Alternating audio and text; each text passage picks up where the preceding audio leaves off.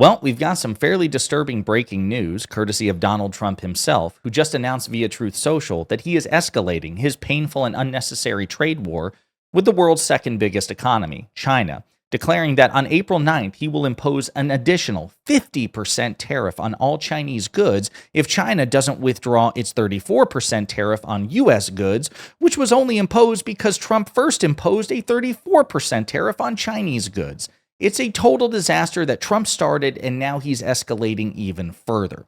But before we unpack all that, if you end up liking this video and you want to support the channel, please be sure to hit the like, subscribe, and alert bells before you go. All right, friends, here is the insane post from Donald Trump. Yesterday, China issued retaliatory tariffs of 34% on top of their already record-setting tariffs, non-monetary tariffs, illegal subsidization of companies, massive long-term currency manipulation. Despite my warning that any country that retaliates against the U.S. by issuing additional tariffs above and beyond their already existing long-term tariff abuse of our nation will be immediately met with new and substantially higher tariffs over and above those initially set. Therefore, if China does not withdraw its 34% increase above their already long-term trading abuses by tomorrow, April 8th, 2025, the United States will impose additional tariffs on China of 50% effective April 9th. Additionally, all talks with China concerning their requested meetings with us will be terminated. Negotiations with other countries, which have also requested meetings, will begin taking place immediately. Thank you for your attention to this matter. So just to be clear on this before we do a deeper dive, Trump started this by slapping a 34% tariff on all Chinese goods. All. Okay? Our third biggest trading partner, the second biggest economy in the world. Okay? China retaliates with a 34% reciprocal tariff. Okay, if you're going to hit us with a 34% tariff on all goods, we're going to hit you with a 34% tariffs on all goods. Okay, and then Trump says, okay, well, I'm going to hit you with an additional 50%. Now, I don't know if that means he's going to bring it from 34 to 50, which would be the more conservative route, or if he's saying I'm going to add an additional 50%. So going from 34 to what? 84? Like what is he saying here? The problem is he's not a particularly concise and effective communicator. So let's take a look at this. Again, we'll go to the Wall Street Journal because the Wall Street Journal is a conservative publication of Fox News, and I love using conservative publications against Republicans, especially when you see brief moments of sanity from these conservative publications. And the Wall Street Journal has been on Trump's ass about this.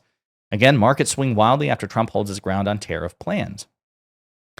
A false dawn on the tariff front fueled a brief but powerful mid-morning rally Monday, with the S&P 500 surging some 7% in over just half an hour, right? A brief silver lining, before the administration clarified that there would be no delay in implementing new levies and selling resumed. So the stock market was crashing this morning. There was a rumor that there would be a 90-day pause on the tariffs, and so the market scrambled like, okay, this is good, and started to surge. And then the White House said, no, that's bullshit. That's fake news. We will not be implementing a 90-day pause, and they plummeted once again. The episode, which left major U.S. stock indices down 2% or more for a third day, highlights the increasing desperation on Wall Street as the trade war rout of 2025 extends into a new week. The scale of the brief rally shows how much desire there is among investors to return to the well-trod territory of administrations that want to assist markets in stock declines that are quickly followed by sharp bounce backs. Some major investors are starting to sound off publicly about what they see as the dangers in the shift to large tariffs. So far, though, it's clear that Trump and his advisors aren't humming the same tune. Trump said on Monday he plans to add an additional 50% tariff on China starting Wednesday if the country doesn't withdraw its retaliatory tariff increase on the U.S. Stocks fell in response. The S&P 500 index stood close to bear market territory, defined as a 20% plus decline from a recent peak. The tech-heavy NASDAQ composite fell into a bear market last week. Yikes. Okay, yikes, yikes, yikes. So let's do a bit of a deeper dive.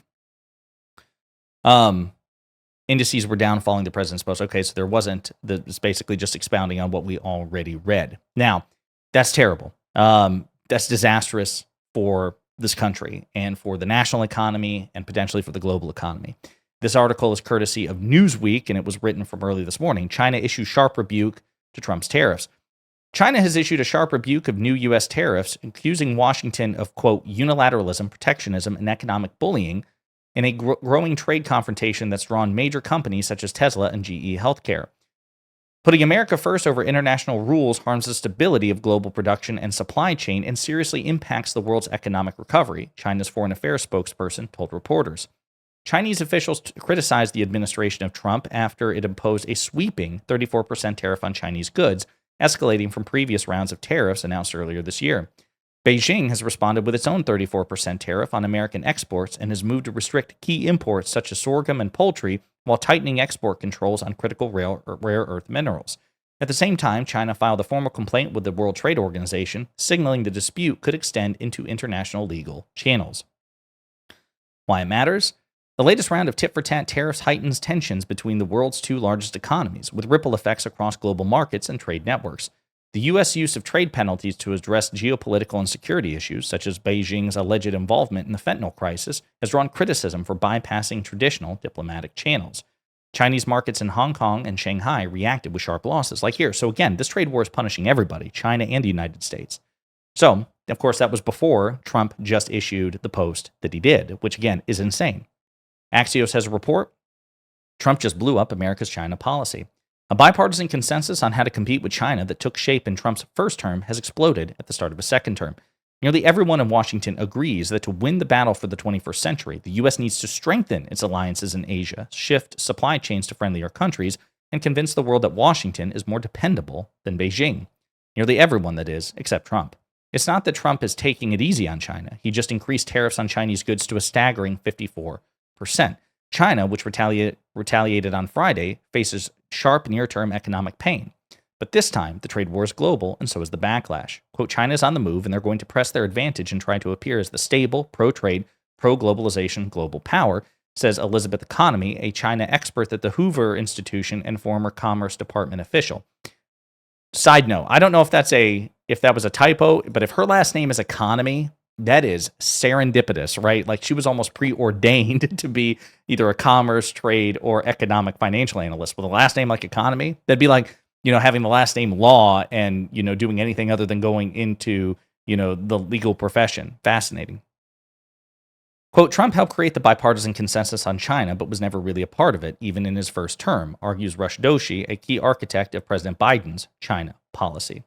Trump's first administration laid the foundation Biden built upon: tariffs, export controls on critical technologies, pressing allies to take stronger action on China, and leaning on platforms like the Quad, US, Australia, Japan, and India. But Trump returned to office with a different team and clearer sense of his own foreign policy powers and priorities.